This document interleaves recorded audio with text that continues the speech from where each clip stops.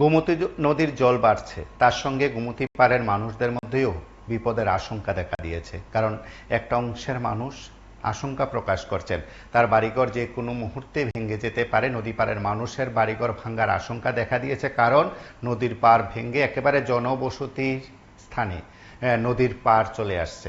এই দৃশ্য যখন দেখা যাচ্ছে, এই দৃশ্য যখন আমরা আপনাদের কাছে তুলে ধরছি, তখন যারা আতঙ্কিত নাগরিক, যারা সেখানকার বসবাসকারী নাগরিক, তাদের বক্তব্য যে নদী পাড় বারবার ভাঙছে এবং নদী পাড় ভাঙার ফলে তাদের একেবারে বাড়িঘরের সীমানা পর্যন্ত চলে এসছে তারা, এবং সেই বিপদের কথা টের পেয়ে বা বিপদের আশঙ্কায় তারা সেখান থেকে সরে আসছে, অন্যত্র সেখানে বাড়িঘর স্থানান্তর করছেন।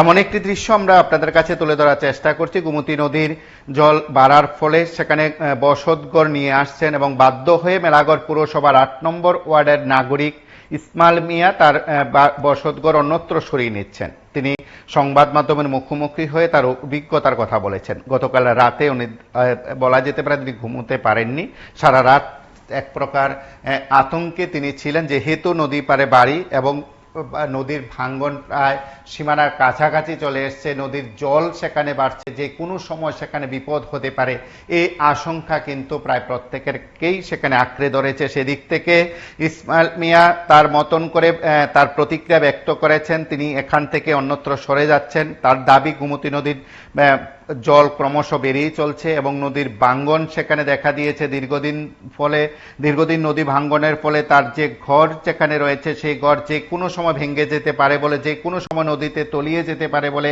আশঙ্কা প্রকাশ করা হয়েছে। মেলাঘর পুরসভার ইন্দিরানগর ৭ নং ও ৮ নং ওয়ার্ড এলাকাতেও সাধারণ মানুষের মধ্যে সেখানে আতঙ্ক দেখা দিয়েছে। সেখানে বারবার নদী ভাঙ্গন রোধে ব্যবস্থা গ্রহণ করতে প্রশাসনের কাছে দৃষ্টি আকর্ষণ করেছেন নাগরিকরা। এবং সেদিকে বেশ কয়েকটি জায়গায় সেখানে নাগরিকদের তরফে সেখানে নদী ভাঙ্গন রোধে যে ব্যবস্থা নেওয়ার কথা, সেই ব্যবস্থা নেওয়ার কথা যখন নাগরিকরা জানিয়েছেন, তখন অনেক ক্ষেত্রে বোধহয় ব্যবস্থা গ্রহণ করছে না প্রশাসন। প্রশাসনের দিকে সেখানে আঙ্গুল তুলছেন, অভিযোগের আঙ্গুল তুলছেন নাগরিকরা। তাদের আরো বক্তব্য যে সেখানে যদি নদী ভাঙ্গন রোধে ব্যবস্থা নেওয়া হতো, সেখানে যদি বোল্ডার নির্মাণ করে দেওয়া হতো, তাহলে বোধহয় এই নাগরিকরা সেখানে বসবাস করতে পারতেন। তারা অন্যত্র সেখানে স্থানান্তর হচ্ছেন।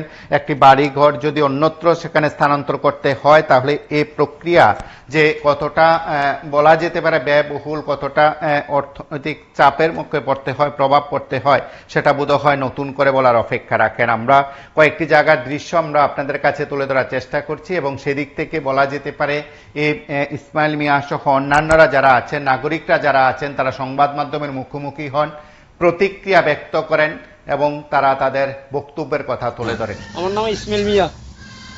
এই জায়গাটা কোন জায়গা? এই জায়গাটা ইন্দ্রনগর ৮ নম্বর ওয়ার্ড।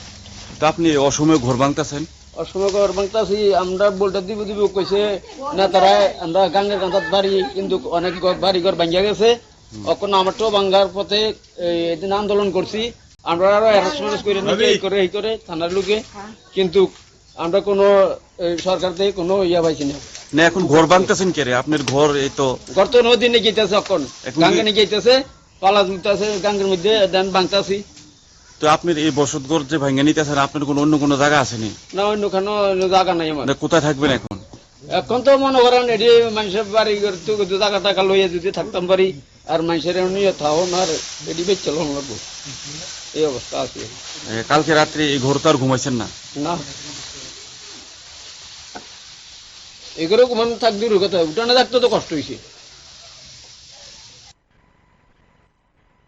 আপনারা শুনলেন সেখানকার নাগরিকদের অভিমত। যদিও প্রশাসনিক স্তরের কারোরই বক্তব্য জানাজানি, প্রশাসন কোনো উদ্যোগ নেবে কিনা, সময়োপযোগী পদক্ষেপ নেবে কিনা, সেটা অবশ্য আমাদের কাছে কেউ সেভাবে বলেননি এবং প্রশাসনের তরফে উদ্যোগের কথাও সংবাদ মাধ্যমকে জানানো হয়নি। আপনারা দেখছেন PB24, দেখতে থাকুন PB24।